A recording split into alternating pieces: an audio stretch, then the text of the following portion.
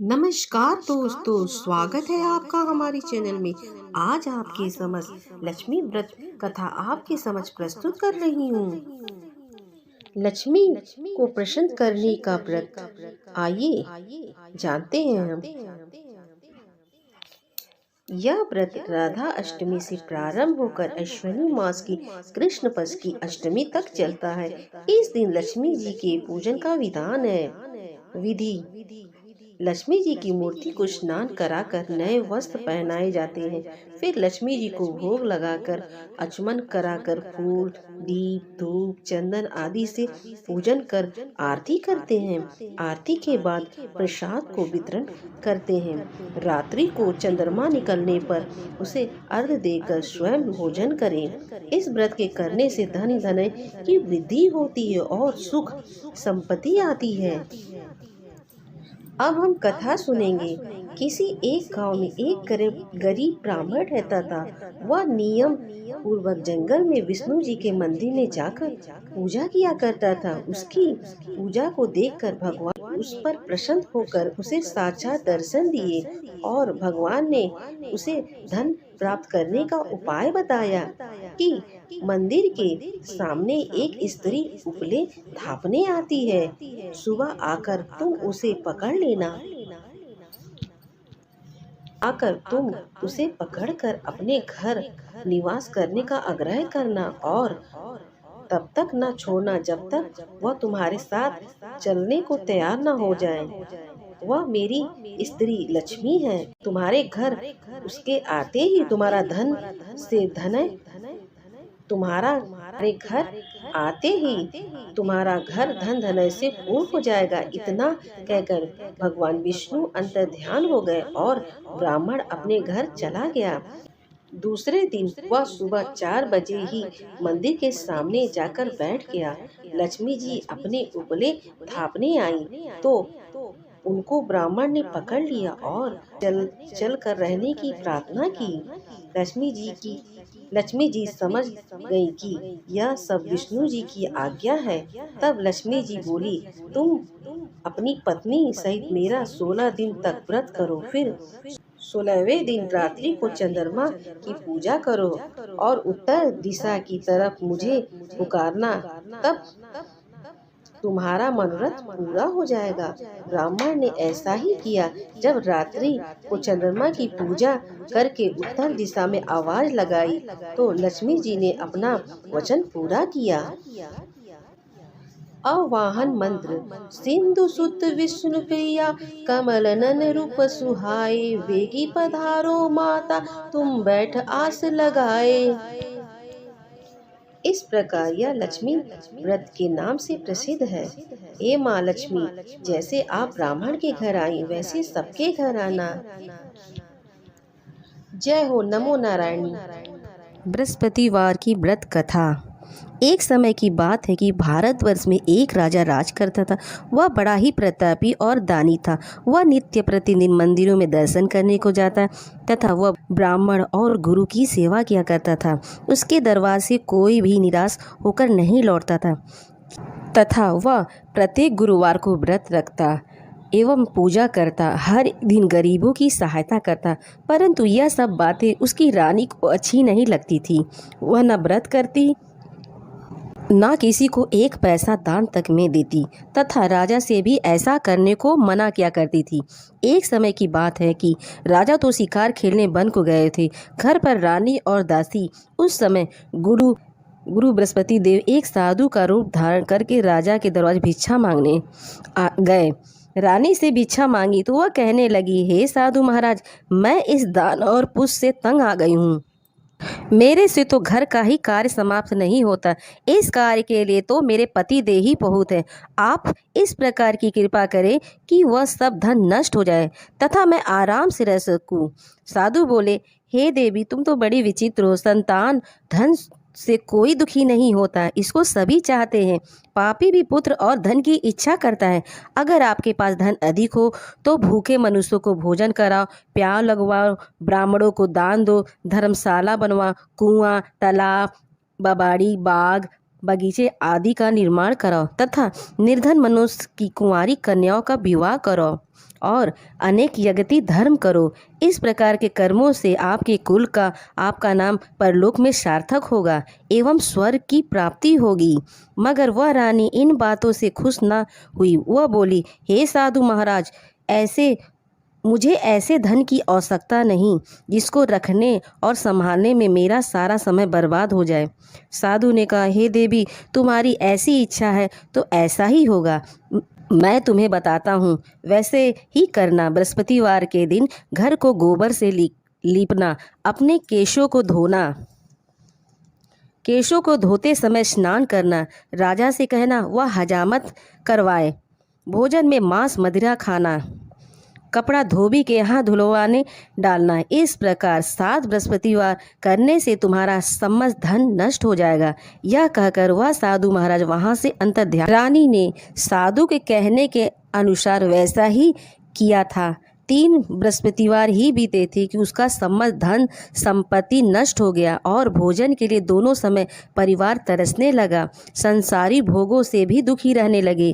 तब वह राजा रानी से कहने लगा, रानी तुम यहाँ रहो, मैं दूसरे देश को जाऊँ, क्योंकि यहाँ पर मुझे सभी मनुष्य जानते हैं, इसलिए कोई कार्य भी नहीं कर सकता। देश चोरी परदेश भीख बराबर है। ऐसा कहकर राजा परदेश चला गया। वह जंगल में जाता और लकड़ी काट कर लाता और शहर में बेचता। इस तरह जीवन व्यतीत करने लगा। उधर राजा के घर रानी और दासी रहने लगी। किसी दिन भोजन मिलता और किसी दिन जल पीकर ही रह जाती। एक समय रानी और दासी को 7 दिन बिना भोजन के व्यतीत हो गए। रानी ने कहा, दासी, यहाँ पास के नगर मेरी बहन रहती है, तू उसके पास जा, 5 सिर बेझर मांग कर ले आ, जिसे कुछ समय के लिए गुजर हो जाएगी। इस प्रकार रानी की आज्ञा मानकर दासी रानी की बहन के पास गई तो रानी की बहन उस समय पूजा कर रही थी, क्योंकि उस रोज बृहस्पतिवार का दिन था। जब दासी ने रानी की बहन को देखा और उससे बोली, हे रानी, मुझे तुम्हारी बहन ने भेजा है, मेरे लिए 5 सिर बेझर दे दो। इस प्रकार दासी ने अनेक बार कहा, परंतु रानी ने कुछ उत्तर नहीं दिया, क्योंकि वह उस समय बृहस्पतिवार की व्रत कथा सुन रही थी। इस प्रकार जब दासी को किसी प्रकार का उत्तर नहीं मिला तो वह बहुत दुखी हुई और क्रोध भी आया और लौट आकर अपने गांव आकर रानी के पास बोली, हे रानी, आपकी बहन बहुत धनी स्त्री है, वह छोटे लोगों से बात नहीं करती। क्योंकि मैंने उससे कहा तो उसने कोई उत्तर नहीं दिया, मैं वापस चली आई। रानी बोली, हे दासी, इसमें उसका कोई दोष नहीं। जब बुरे दिन आते हैं तब कोई सहारा नहीं देता है। अच्छे बुरे का पता विप्त में ही लगता है। जो ईश्वर की इच्छा होगी वही होगा। वह सब हमारे भाग्य का दोस्त है। उधर उस रानी ने देखा कि मेरी बहन की दासी आई थी, परंतु मैं उससे नहीं बोली, इससे बहुत दुखी हुई होगी। यह सोचा, कथा को सुनकर विष्णु भगवान का पूजन समाप्त करके वह रानी अपनी बहन के घर चल दी और जाकर अपनी बहन से कहने लगी, हे बहन, मैं बृहस्पतिवार का व्रत कर रही थी, तुम्हारी दासी गई थी, परंतु जब तक कथा होती है तब तक ना उठते हैं ना बोलते हैं, इसलिए मैं नहीं बोली। कहो दासी, क्यों गई थी? रानी बोली, बहन, हमारे अनाज ने वैसे तुमसे कोई बात छिपी नहीं है, इस कारण मैंने दासी को तुम्हारे पास 5 सिर बेझर लेने के लिए भेजा था। रानी बोली, बहन देखो, बृहस्पति भगवान सबकी मनोकामना पूर्ण करते हैं, देखो शायद तुम्हारे घर में अनाज रखा हो। इस प्रकार का जब वचन रानी ने सुना तो घर के अंदर गई, वहाँ उसे एक बड़ा बेझर भरा मिला। तब तो वह रानी और बांदी बहुत दुखी हुई और दासी कहने लगी, हे रानी, देखो, वैसे हमको जब नहीं मिलता है तो हम रोज ही व्रत करते हैं, अगर इनसे व्रत की कथा विधि पूछ ली जाए उसे हम भी किया करेंगे।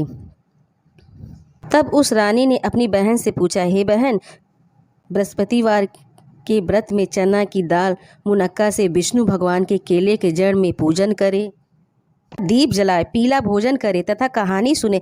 इस प्रकार करने से गुरु भगवान प्रसन्न होते, अन्न पुत्र धन देते हैं, मनोकामनाओं को पूर्ण करते हैं। इस प्रकार रानी और दासी ने निश्चय किया बृहस्पति भगवान का पूजन जरूर करेंगे। 7 रोज बाद रोज बाद जब बृहस्पति आया तो उन्होंने व्रत रखा। गुड़ासाल में जाकर चना गुड़ बीन लाई तथा उसकी दालों से केले के जड़ में तथा विष्णु भगवान का पूजन किया। अब भोजन पीला कहाँ से आवे, बेचारी बड़ी दुखी हुई, परंतु उन्होंने व्रत किया। इस कारण गुरु भगवान प्रसन्न थे। 2 थालों में सुंदर पीला भोजन लेकर आए और दासी को देकर बोले, हे दासी, यह तुम्हारे और रानी के लिए है, तुम दोनों भोजन करना। दासी भोजन पाकर बड़ी खुश हुई, बोली, चलो रानी जी भोजन कर लो। रानी को इस विषय में कुछ पता नहीं था, इसलिए वह बोली, तू ही भोजन कर, क्योंकि तू ही हमारी व्यर्थ में हंसी उड़ाती है। दासी बोली, एक महात्मा भोजन दे गए हैं। रानी जी कहने लगी, वह तेरे लिए ही दे गए हैं, तू ही भोजन कर। दासी ने कहा, वह महात्मा हम दोनों को 2 थालों में भोजन दे गए, इसलिए हम और तुम दोनों साथ भोजन करेंगी। इस प्रकार रानी और बांदी दोनों ने गुरु भगवान को नमस्कार करके भोजन प्रारंभ किया। इस प्रकार रानी और बांदी ने गुरु भगवान को नमस्कार कर भोजन प्रारंभ किया। अब वह प्रत्येक बृहस्पतिवार को गुरु भगवान का व्रत, विष्णु भगवान का पूजन करने लगी। बृहस्पति भगवान की कृपा से रानी और दासी के पास धन हो गया। रानी फिर उसी प्रकार से आलस करने लगी। तब दासी बोली, देखो रानी जी, तुम पहले इसी प्रकार आलस करती थी, तुम्हें धन के रखने में कष्ट होता था, इस कारण सभी धन नष्ट हो गया। अब गुरु भगवान की कृपा से धन मिला है तो फिर भी तुम्हें आलस होता है। बड़ी मुसीबतों के बाद हमने यह धन पाया है, इसलिए हमें दान पुष्प करना चाहिए तथा भूखे मनुष्यों को भोजन कराएं, प्याव लगवाओ, ब्राह्मणों को दान दो, कुआं तालाब बबाड़ी आदि का निर्माण करो, मंदिर पाठशाला बनवा कर दान दो, कुंवारी कन्याओं का विवाह करो, धन को शुभ कार्यों में खर्च करो, जिससे तुम्हारे कुल का यश बढ़े तथा स्वर्ग प्राप्त हो और पितृ भी प्रसन्न हुए। तब रानी ने इसी प्रकार के कर्म करने प्रारंभ किए तो काफ़ी यश फैलने लगा। एक दिन रानी दासी विचार करने लगी, ना जाने राजा किस दशा में होंगे, उनकी कोई खोज खबर नहीं।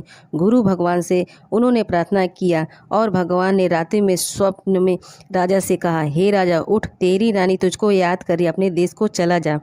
प्रातःकाल उठा और विचार करने लगा, स्त्री जाति खाने और पहनने की साथी होती है, पर भगवान की आज्ञा मानकर वह अपने नगर के चलने के लिए तैयार हो गया। इससे पूर्व जब राजा परदेश चला गया था तो परदेश में दुखी रहने लगा। प्रतिदिन जंगल में से लकड़ी बीन कर लाता और उन्हें शहर में बेचकर अपनी दुखी जीवन को बड़ी कठिनाइता से व्यतीत करता था। एक दिन राजा दुखी हो अपनी पुरानी बातों को याद करके रोने लगा। तब उस जंगल में बृहस्पति देव एक साधु का रूप धारण कर आए और राजा के पास आकर बोले, हे लकड़हारे, तुम इस सुनसान जंगल में किस चिंता में बैठे हो, मुझको बतलाओ। यह सुना राजा के नेत्रों में जल भर आया। साधु को वंदना करके बोला, हे प्रभु, आप तो सब कुछ जानने वाले हो। इतना कहकर साधु को संपूर्ण कहानी सुना दी।